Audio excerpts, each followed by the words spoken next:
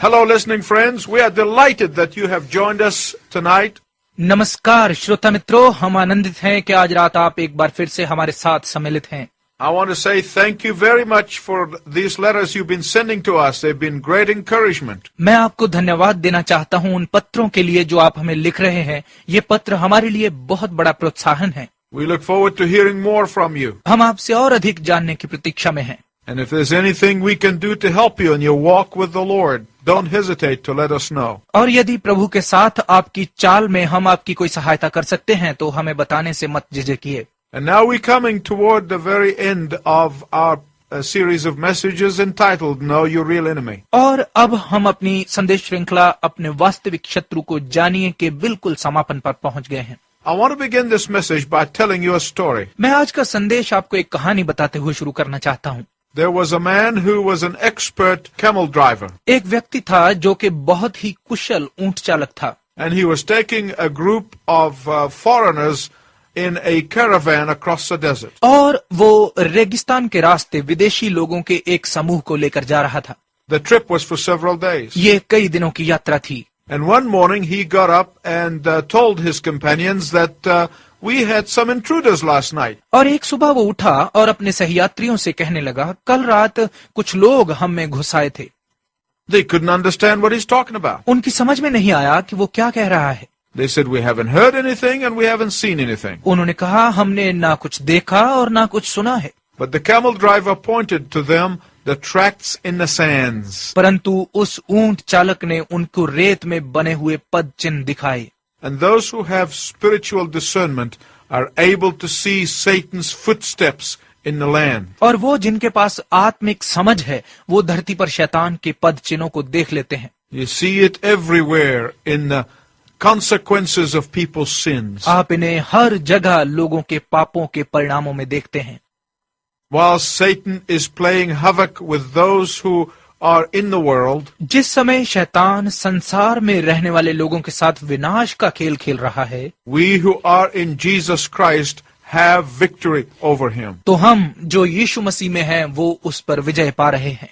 He cannot touch us because God is restraining him. वो हमें नहीं छू सकता क्योंकि परमेश्वर ने उसे रोक रखा है। But it does not mean that Satan and his fallen angels never going to attack the children of God. परंतु इसका ये अर्थ नहीं है कि शैतान और उसके शैतानी दूत परमेश्वर के बच्चों पर कभी प्रहार नहीं करेंगे। Especially those who make him mad. खासकर वो जो उसे पागल कर देते हैं। Those who are active in serving the Lord. वो जो प्रभु की सेवा करने में जोशीले हैं। In the past several messages we have looked at our real enemy. अपने पिछले कई संदेशों में हमने अपने वास्तविक शत्रु पर गौर किया है। We saw his chain of command. हमने उसकी अधिकार कड़ी को देखा।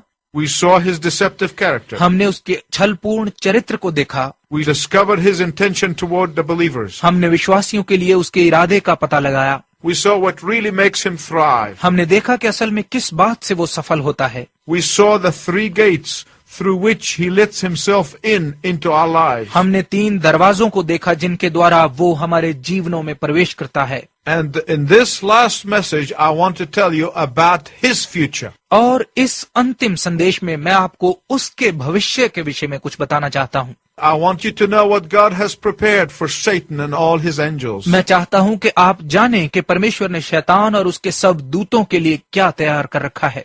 As we get closer to the return of the Lord Jesus Christ, जैसे कि हम प्रभु यीशु मसीह की वापसी के समीप आ रहे हैं, Satan is increasing his activities. शैतान अपनी गतिविधियां बढ़ा रहा है। The Lord Jesus Christ said प्रभु यीशु मसीह ने कहा that his disciples are certain to have victory over demons. कि उसके चेलों द्वारा दुष्ट आत्माओं पर विजय पाना निश्चित है। Jesus prophetically revealed to the disciples that he is victorious over Satan. यीशु ने भविष्यवाणी पूर्ण तरीके से अपने चेलों पर प्रकट किया कि वो शैतान पर विजय पा चुका है। And in John chapter 12 verse 31, Jesus said, और यूहन्ना 12 अध्याय के 31 पद में यीशु ने कहा, Now the judgment of this world, अब इस संसार का न्याय, now shall the prince of this world be cast out. अब इस संसार का राजकुमार निकाल दिया जाएगा। And in Jude verse 6, और यहूदा 6 पद में It tells us that the angels who joined Satan in his rebellion, which is third of the created angels, ये हमें बताता है कि वो स्वर्गदूत जो शैतान के विद्रोह में उसके साथ शामिल हुए, जो कि सृष्टि किए गए स्वर्गदूतों में से 1/3 हैं, उनके साथ what happened after the resurrection? पुनरुत्थान के बाद क्या हुआ? After the resurrection, Satan was condemned by the Lord Jesus Christ. पुनरुत्थान के बाद प्रभु यीशु द्वारा शैतान को सजा सुनाई गई, And when Jesus comes back, और जब यीशु वापस आएगा he is going to execute that sentence. वो उस सजा को पूरा करने वाला है। It is only a matter of waiting for God's timing to carry out this sentence. ये केवल उस सजा को पूरा करने के परमेश्वर के समय की प्रतीक्षा की बात है। And when Jesus comes back, और जब यीशु वापस आएगा, he is going to execute his judgment against Satan and all his demons. वो शैतान और उसके सब दूतों के विरुद्ध अपना न्याय पूरा करने वाला है। Not one of them is going to escape. उनमें से एक भी न बचेगा। During Jesus' first coming, यीशु के पहले आगमन के दौरान he bound the demonic powers in the life of some people. उसने कुछ लोगों के जीवनों में से उन शैतानी शक्तियों को निकाला। He released them from their physical infirmity. उसने उनको उनकी शारीरिक दुर्बलताओं से छुटकारा दिया। He opened the eyes of the blind उसने अंधों की आंखें खोली and the ears of the deaf और बहरों के कान and the tongue of the dumb. और गूंगों की जुबान। On his second coming, और अपने दूसरे आगमन पर he is going to release all of his children from their physical infirmity. वो अपने सब बच्चों को उनकी शारीरिक दुर्बलताओं से छुटकारा देने वाला है। In his first coming, अपने पहले आगमन में Jesus raised some people from the dead, यीशु ने कुछ लोगों को मृतकों में से जिलाया and they died again. और फिर उनकी मृत्यु हुई। On his second coming, अपने दूसरे आगमन में Jesus is going to raise up all of his children to live forever and forever. यीशु अपने सब बच्चों को जीवित करेगा कि वो सर्वदा और सर्वदा जिएं। They will never die again. वो फिर कभी न मरेंगे। In his first coming, अपने पहले आगमन में Jesus cast demons out of some. यीशु ने कुछ लोगों में से दुष्ट आत्माओं को निकाला, But in his second coming, परंतु अपने दूसरे आगमन पर he's going to free all of his children from satanic attack and oppression. वो अपने सब बच्चों को शैतान के प्रहारों और अत्याचारों से स्वतंत्र करने वाला है। He's going to do all of that. वो ये सब करने वाला है। He will do it by throwing Satan and his demons into the lake of fire. वो शैतान और उसके दूतों को आग की झील में फेंकने के द्वारा ये करेगा। One day, एक दिन Jesus is coming back. यीशु वापस आ रहा है। The question is, प्रश्न ये है, are you ready? क्या आप तैयार हैं? Satan, of course, does not want to hear about his judgment that is coming. निश्चय ही शैतान अपने आने वाले न्याय के विषय में सुनना नहीं चाहता। Satan wants people to forget about hell. शैतान चाहता है कि लोग नरक के विषय में भूल जाएं। But Jesus taught a great deal about the reality and the horrors of hell. परंतु नरक की भयानकता और असलियत के विषय में यीशु ने बहुत शिक्षा दी। In Matthew 25:41, मत्ती रचित सुसमाचार 25 अध्याय के 41 पद में Jesus said यीशु ने कहा that the unbelievers will end up in the lake of fire. कि गैर विश्वासियों का अंत नरक की आग होगा। Hell was not prepared for humanity. नरक मनुष्य के लिए नहीं बनाया गया। Hell was prepared for Satan and his fallen angels. नरक शैतान और उसके गिरे हुए दूतों के लिए तैयार किया गया। It was prepared before Adam was even created. ये आदम और हवा की रचना से पहले तैयार किया गया। And in Revelation 20:10, और प्रकाशित वाक्य 20 अध्याय के 10 पद में John, through the eyes of faith, was able to see the future as a present reality. यूहन्ना विश्वास की आंखों से भविष्य को वर्तमान वास्तविकता के रूप में देख रहा था। He saw that God will send the devil and all his fallen angels into that lake of fire. उसने देखा कि परमेश्वर शैतान और उसके सब गिरे हुए दूतों को आग की झील में भेजने वाला है। There are some people who think that hell is a state of mind. कुछ लोग हैं जो सोचते हैं कि नरक एक मानसिक सोच है। No, नहीं, it is a literal place. ये यथार्थ स्थान है। You cannot read the scripture without understanding that it is a literal place. ये समझे बिना कि ये यथार्थ स्थान है, आप वचन को नहीं पढ़ सकते। And Jesus spoke about the intensity of the suffering of those who are going to be there. और यीशु ने उन लोगों के कष्ट की तीव्रता के विषय में बताया जो वहां जाने वाले हैं।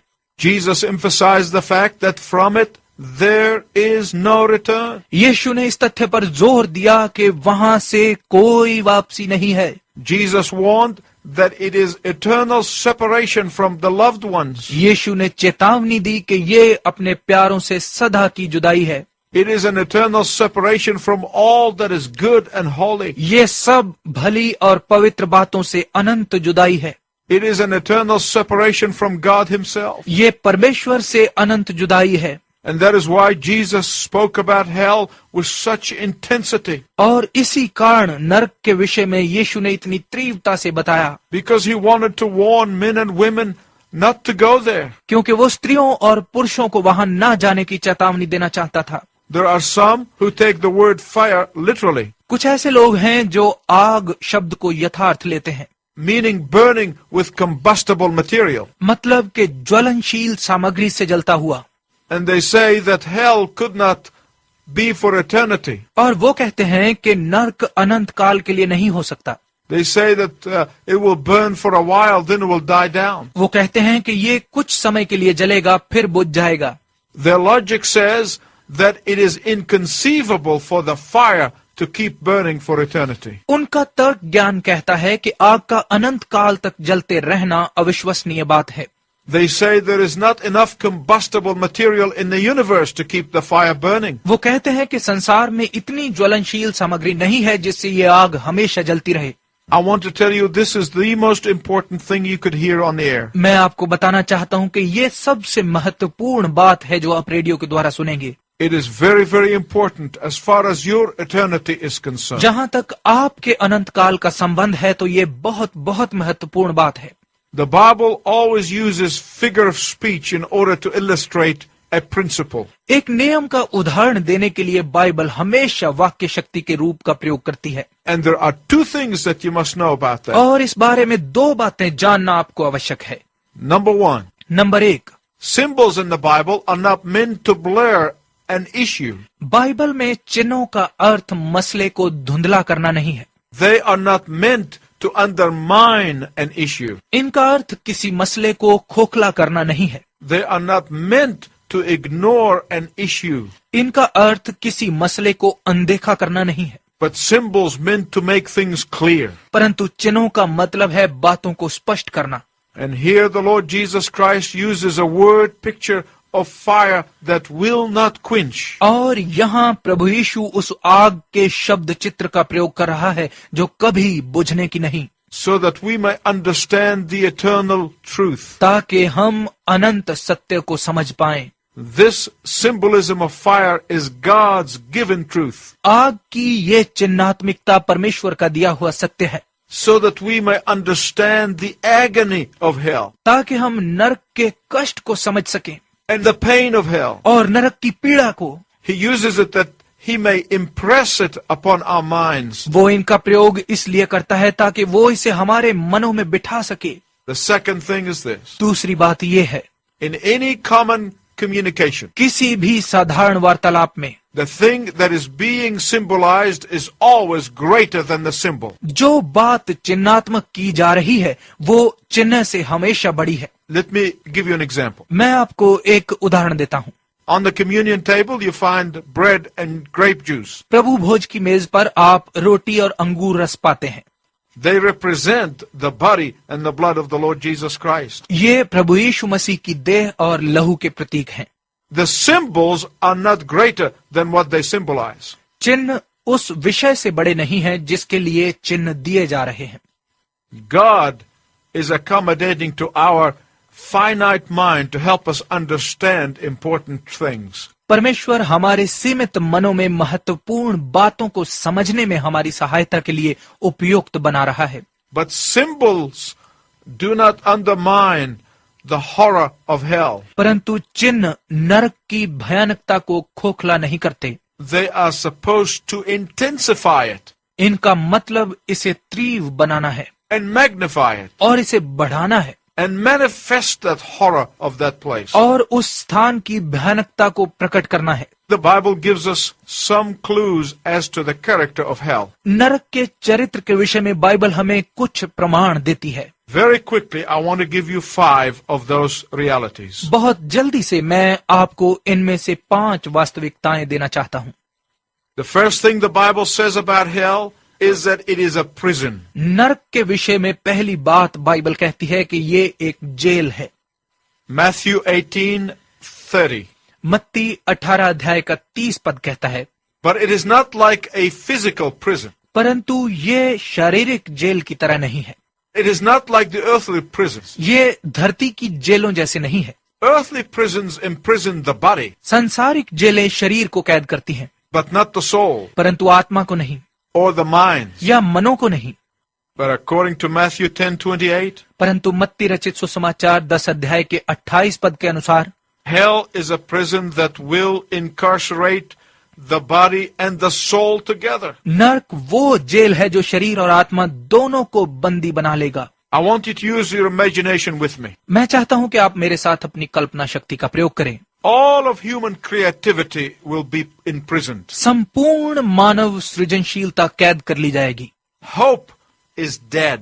आशा मर चुकी होगी, Anticipation is no more. उम्मीद नहीं होगी। So it is an eternal prison. सो ये अनंत कैद है। Secondly, दूसरा, the Bible tells us that hell is a pit. Bible हमें बताती है कि नरक एक गड्ढा है And sometimes it is called bottomless pit. और कई बार इसे अथाह गड्ढा कहा जाता है। What is the scripture trying to tell us? वचन हमें क्या बताने का प्रयत्न कर रहा है? It is impossible to escape from. इससे बचना नामुमकिन है। It is impossible to get a second chance. दूसरा अवसर मिलना असंभव है। You cannot back out of it once you get in. यदि आप एक बार इसमें गए तो वापस बाहर नहीं निकल सकते। So it is a prison तो ये एक कैद है and pit. और एक गड्ढा है। Thirdly, तीसरा, the Bible tells us that hell is an utter darkness. Bible हमें बताती है कि नरक एक पूर्ण अंधकार का स्थान है। Matthew 22:13 and 25:30, मत्ती 22 अध्याय का 13 और 25 अध्याय का 30 पद it tells us that it is utter darkness. ये हमें बताता है कि ये पूर्ण अंधकार है। I hope you'll read them after the broadcast. मुझे आशा है कि इस प्रसारण के बाद आप इन्हें पढ़ेंगे। The Bible says in the book of Revelation प्रकाशित वाक्य की पुस्तक में बाइबल कहती है that in the last day, कि अंतिम दिन when we are together with Jesus in heaven, जब हम स्वर्ग में यीशु के साथ होंगे, we are not going to need the sun to shine हमें सूर्य की ज्योति की आवश्यकता नहीं होगी, because Jesus is going to be the light of heaven. क्योंकि यीशु ही स्वर्ग की ज्योति होगा। But for those who are in hell, परंतु उनके लिए जो नरक में होंगे, they will have nothing but darkness. उनके पास अंधकार के सिवाय कुछ नहीं होगा। That includes physical darkness, इसमें शारीरिक अंधकार भी शामिल है, but it also includes moral darkness, परंतु इसमें नैतिक अंधकार भी शामिल है, mental darkness, मानसिक अंधकार, spiritual darkness, आत्मिक अंधकार, a place that has no dawn or sunrise, ऐसा स्थान जिसमें कोई भोर या सूर्योदय नहीं है, no morning or the ray of sunshine. कोई सुबह या सूर्य की किरण नहीं। In hell, नरक में every day is night. हर दिन एक रात है, Every day is pitch black. हर दिन गहन अंधेरा है। And then there is a fourth thing the Bible tells us about hell. और फिर नरक के विषय में एक चौथी बात है जो बाइबल हमें बताती है। It says the fire will not be quenched, ये कहती है कि आग कभी नहीं बुझेगी and the worms will not die. और कीड़े नहीं मरेंगे। There are 21 times in the New Testament that hell is referred to as a place of fire that will not quench. नए नियम में 21 बार नरक का जिक्र आग के एक ऐसे स्थान के रूप में किया गया है जो बुझेगी नहीं। It is a place of terrible suffering, ये भयानक दुख का स्थान है, constant agony. लगातार कष्ट का स्थान। There is no relief. वहां कोई आराम नहीं है। Jesus tells us when he told us about Lazarus and the rich man, यीशु ने हमें बताया जब उसने हमें लाजर और धनी व्यक्ति के विषय में बताया that this man who lived for himself went to hell, कि ये व्यक्ति जो केवल अपने लिए जिया वो नरक में गया and Lazarus went to heaven. और लाजर स्वर्ग गया। And he cried out in agony and in pain. और वो धनी व्यक्ति पीड़ा और कष्ट में चिल्लाया। He ignored God all his life. उसने अपना पूरा जीवन परमेश्वर को अनदेखा किया And now in hell, he wanted to send somebody from death to evangelize his brothers. और अब नरक में वो चाहता है कि मृतकों में से किसी को उसके भाइयों को बताने के लिए भेजा जाए। And Abraham told him और अब्राहम ने उससे कहा that unless they believe the Bible, they will not believe if somebody rises from the dead. कि जब वो बाइबल पर विश्वास नहीं करते तो चाहे कोई मृतकों में से उठकर भी जाए तो भी वो विश्वास नहीं करेंगे। There is a fifth thing the Bible talks about hell, फिर बाइबल नरक के विषय में पांचवी बात बताती है that it is a place of separation. कि ये जुदाई का स्थान है। There's some people joke and say that they're going to be in good company in hell. कई ऐसे लोग हैं जो मजाक करते हुए कहते हैं नरक में वो एक अच्छी संगत में होंगे। Let me give you a list of those people who are going to be in hell. मैं आपको उन लोगों की एक सूची देता हूं जो नरक जाने वाले हैं। It is in Revelation 21:8. ये प्रकाशित वाक्य 21 अध्याय के 8 पद में है। They are the cowardly, the vile, the murderers, the sexual perverted, the sorcerers, the idolaters, the liars. वो हैं डरपोक, घिनौने, हत्यारे, व्यभिचारी, टोने टोटके वाले और झूठे। Here's the good company that they talk about. ये है वो अच्छी संगत जिसकी वो बात करते हैं। But not only those people are going to be in hell. परंतु केवल यही लोग ही नरक नहीं जाएंगे। Satan and all of his fallen angels are going to be in hell. शैतान और उसके सब शैतानी दूत भी नरक में जाएंगे। There is no feeling of love in hell. वहाँ प्रेम का कोई एहसास नहीं है। And that is why I'm speaking to you on the air tonight. और इसीलिए मैं आज रात रेडियो के द्वारा आपको बता रहा हूँ। Because I don't want any of our listeners to end up in hell. क्योंकि मैं नहीं चाहता कि हमारे श्रोताओं में से किसी का भी अंत नरक हो। If you have not believed in the Lord Jesus Christ, I want to encourage you to commit your life to Him tonight. यदि आपने प्रभु यीशु मसीह पर विश्वास नहीं किया है तो मैं आपको प्रोत्साहित करना चाहता हूँ कि आप अपना जीवन आज रात उसे समर्पित कर दें। Because He is the only one who can save you from hell. क्योंकि केवल वही है जो आपको नरक में से बचा सकता है। See how beautiful this earth is? देखिए ये धरती कितनी सुंदर है। The beauty of the sunshine, सूर्य की ज्योति की सुंदरता देखिए। the mountains, ये पर्वत, green grass, हरी घास, the flowers. ये फूल, All this beauty of the earth were created for people to live in them. धरती की ये सारी सुंदरता लोगों के लिए सृजी गई कि वो इसमें जिएं। But the lake of fire was created for Satan and his angels. परंतु आग की झील शैतान और उसके दूतों के लिए बनाई गई। And when we sin and follow Satan and refuse to believe in the Lord Jesus Christ, और जब हम पाप करते हैं और शैतान के पीछे चलते हुए प्रभु यीशु मसीह पर विश्वास करने से इनकार कर देते हैं, our destiny will be Satan's destiny. तो शैतान का भाग्य हमारा भाग्य होगा। Because through Christ the Lord provided a way of escape from hell.